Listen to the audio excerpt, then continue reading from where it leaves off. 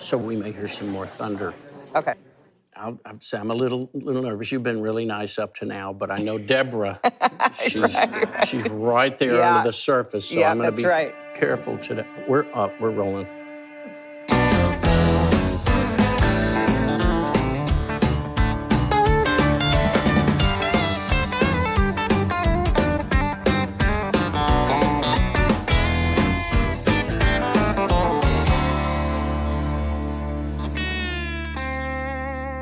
Hello and welcome to the show. I'm Clint Black, and tonight I'm talking in circles with Patricia Heaton.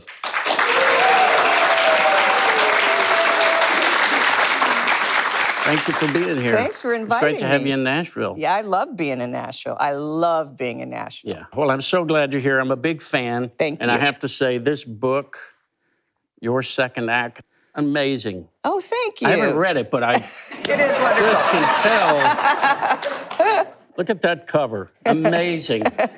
The stories in here, I had to take them in little bits because the emotions well up. Mm-hmm. And some amazing stories in here, including yours. You know, when we see a career like yours, come on. I know there was other stuff, but everybody discovered you on Everybody Loves Raymond. Right. Right? And you don't know how much went into that. What all Because that was my first. fourth sitcom. Like people think that's right. was my first job, but that I had 3 failed ones before that, where I wasn't the star or anything, and it's hard. It's hard. You know, our business is hard. I found the one with Linda Lavin. Yes. And I got to watch some of that. Room for Two was my first sitcom. I played Linda Lavin's daughter. You probably remember her from Alice in the Diner, right? And she is still a dear friend. She lives close to me in LA. She's 80 or something. And it's almost like no time has passed and we're both just actors looking for work. At 80 years old, she's like, I'm not getting any lines in the show that I'm in. And I just think, wow, it just doesn't end. Like you're still, trying to make it work constantly. But I think that's what keeps you young. You have goals and challenges, and it gets you up in the morning to discover something new. You want to push yourself. I think it's especially for, that book, Second Act. It's about a lot of people who, because of circumstances, had to reinvent themselves. But I also think it's just good in life to challenge yourself constantly and go to places that make you a little uncomfortable, to keep it spicy. Well, just going into acting is uncomfortable enough. Yeah. But, I was kind of born like, out of the womb, I like everybody to look at me. Like from when I was little, I would go into Sister Del Rena's class at St. Raphael's and announce that I would like to sing a song for the class because my sisters had brought home the first Barbra Streisand album and I had memorized it. And, having a second grader sing Streisand, at a Catholic school was quite amusing, actually. They would send me around to the different classrooms to sing. And in our neighborhood growing up, we would memorize the cast recording of West Side Story, and then we'd take our roller skates, and we'd go over to the loading dock at the grocery store, and that was our stage. And we would do I Like to Be in America on roller skates at the loading dock at the grocery store. So that just was coming out of me since I was little. So I think it was inevitable that I'm sitting here today. Yeah, but you're in journalism school, right? Started as a journalism major at The Ohio State University. And then I was starting to do plays at school. And I just, I was kind of nervous to call my dad and say, I think I'm going to change into theater. And he said, yeah, that's fine. But the only reason I think he agreed was because he didn't think I would pursue it. I'd get my degree, then I'd go back to Cleveland, work at a local station, and that would be it. The way you tell it when you decided you were going to New York and went in to tell him that really got me. Yeah. I said, Dad, I'm going to go to New York. And he said, no, you're not going. And I said, oh, I'm not asking you, I'm telling you. And so he said, oh, okay, here's $800. So, and then I went. The reason I chose New York is because I didn't have a car and I didn't have any money for a car. So you didn't need one in New York. Around, yeah. And then one of my high school girlfriends, she also called and said, hey, I'm going to go to New York. You want to go to New York? I'm like, okay, let's go to New York. And she was coming from Chicago, and she got the apartment and pulled up with her furniture from her bedroom that she grew up in. And it was $450 a month for our apartment in Midtown, a one-bedroom, no air conditioning, fourth floor walk-up. Oh, gosh, that summer we moved there, it was like the hottest summer on record in the history of New York City. And, our poor friends that would come and visit us would just be pouring sweat by the time they got up to our apartment. And we both got jobs at restaurants and just figured it out. Her bedroom furniture probably didn't include a dining room set and a No. coffee table and couch. We had mice in the apartment, and there were so many. I remember waking up, I was sleeping on a couch, and there was a broom leaning up against the garbage can. And I woke up and seeing mice run up the broom and jump into the garbage can to get food. And so then we set traps, and we put this paper bag, we taped it to the front of the fridge, and we would just wait for them to have the rigor mortis set in, and then we would just pop them in the bag, and we'd wait till the bag got filled up, and then we would throw it out. Man, when you're 20, you just put up with a lot. If you catch them alive, you make a little extra money off of them. Yeah, that's right, yeah. Those were fun times, though, because you just didn't have any cares or worries. Yeah, well, when you're that age, you're not thinking about, how is this going to make things when I'm 50 or 40? Right. No, you're just trying to get by day to day. And you don't have responsibilities. You're not thinking about a 401k or anything like that. You're just getting by. And New York City, that was in the 80s. It was like a really fun, crazy time. Yeah.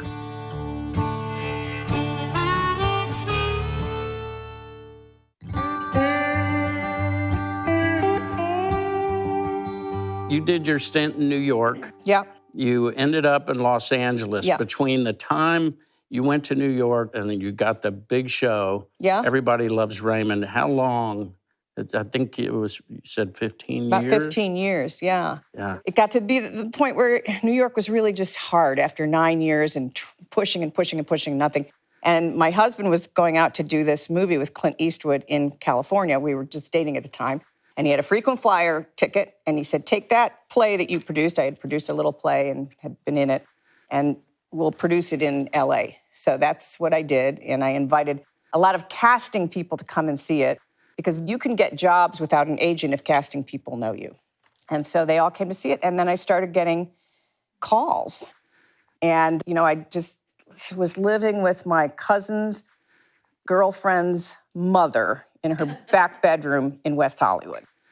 At 30 years old, this was so pathetic. All my friends had gotten married, had kids, had houses, had cars, and I was still struggling along. And I thought to myself, if something doesn't break in the next 2 years, I think I have to go back to school or do something, because this is getting kind of sad. And then I got one thing here and then another thing there, and then Raymond happened. But before Raymond happened, you went on a mission. I did. My dad was a newspaper guy, didn't make a lot of money. And I always used to see him. He was a nervous guy about money. He had us all in Catholic school. He had to pay fees for that.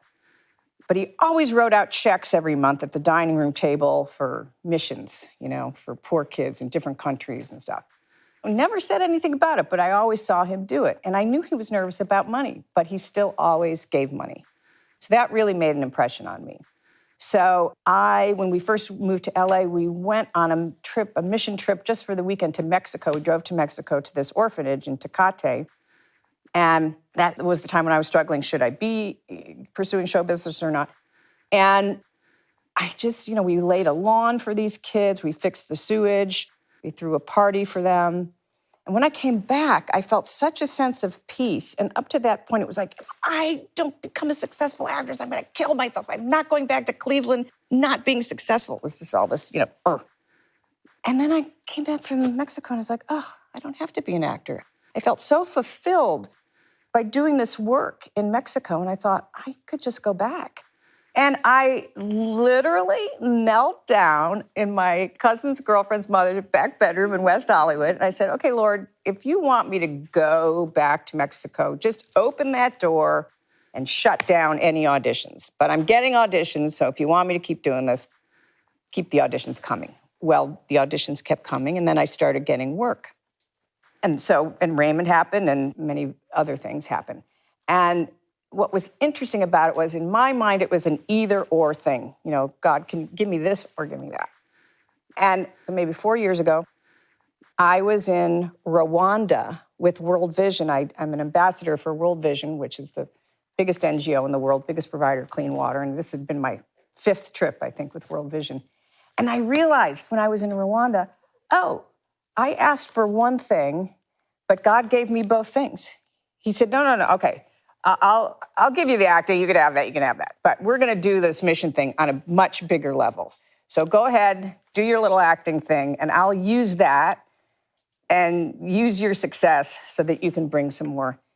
You know, your real job is to bring awareness to the work that World Vision is doing. And it only hit me then.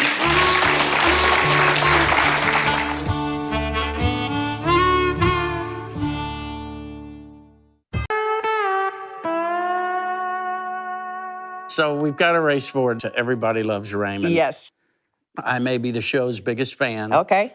What I read this years ago, that you must have auditioned, right, with hundreds of other people. Yep.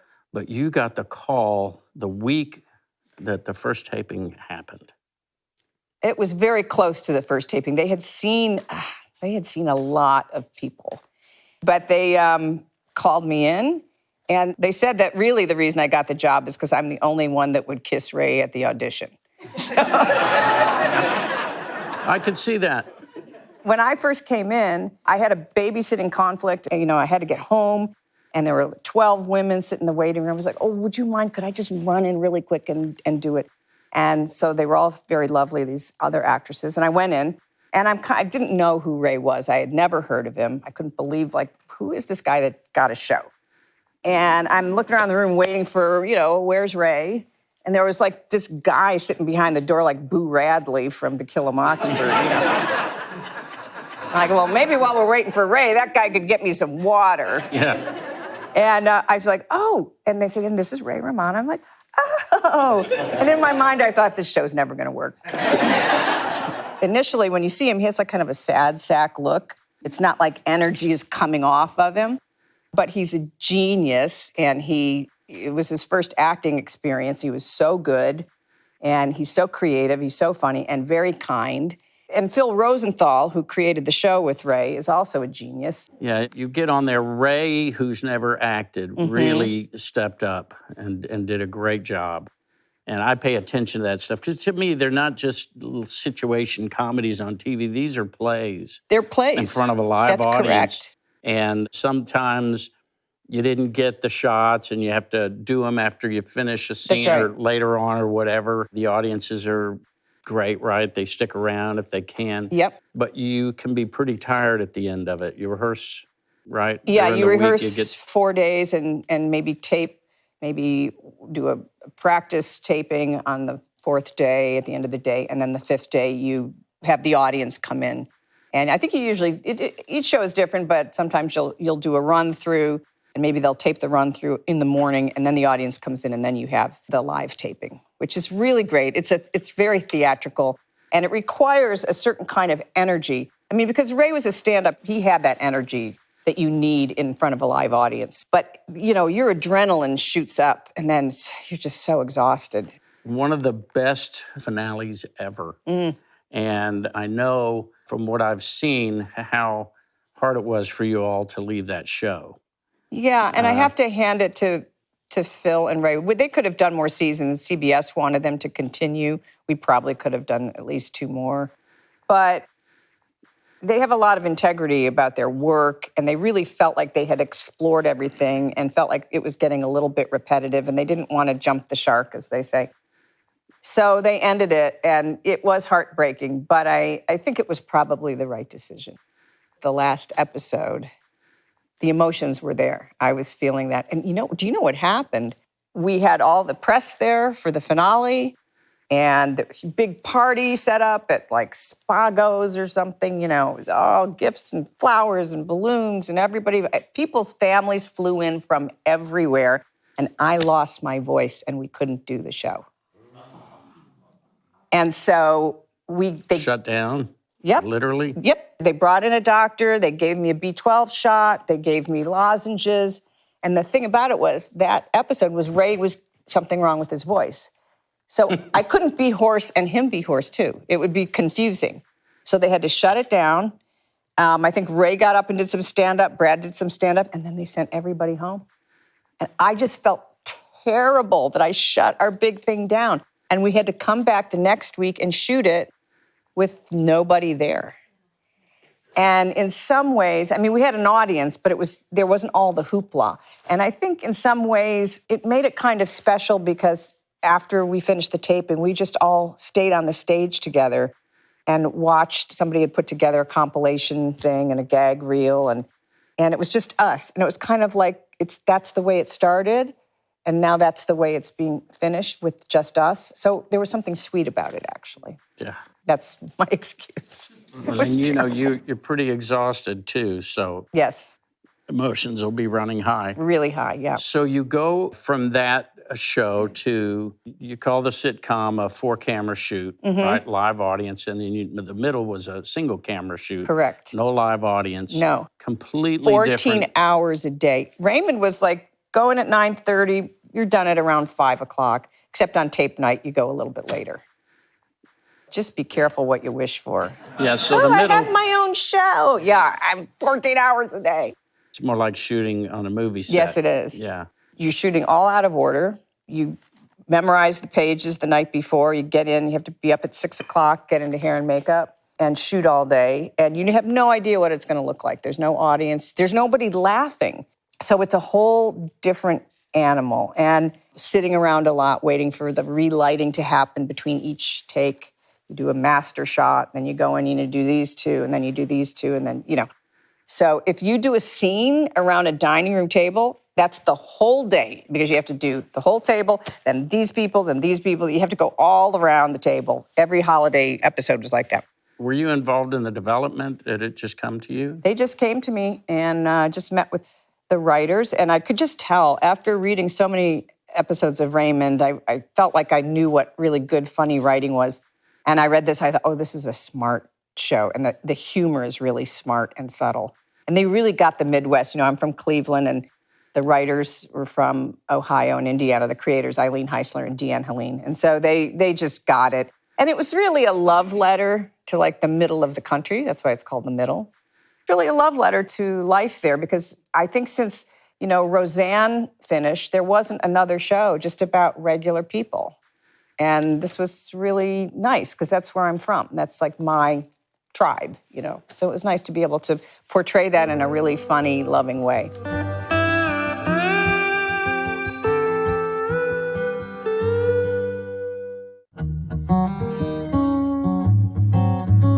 Pretty extraordinary to get 2 hits like that. 18 years Yeah. of work. Unbelievable. And now I haven't worked in like 4 years. I was just like, what happened? But you're able to call the shots now. You've got a production company. You Yes. can find scripts.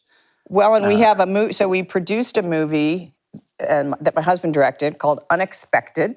It's this really great, quirky, funny, sort of adult comedy. Has some very moving moments in it with Anna Camp and Joe Mazzello about a couple who can't have kids and she wants to adopt and he doesn't. And it's their journey through their marriage to work that out. So you and David, your husband, work together on projects. Yep. Keeps you close. Yes. The kids are out of the house. Kids are out of the house. It's been a little tricky because, I did these 2 shows for 18 years and then that's gone. Kids are gone. And it's a little bit like the identifiers that anchored you and gave you your identity in the world, like, gone. And so I've been feeling a little bit floaty for the last couple of years. So that's been a challenge. That's like this book came out, your second act, about, how to reinvent yourself. I've decided to just lean into that discomfort. That's what I like to say. And just chat, and see where that takes me. Well, I have one more question. Oh, okay.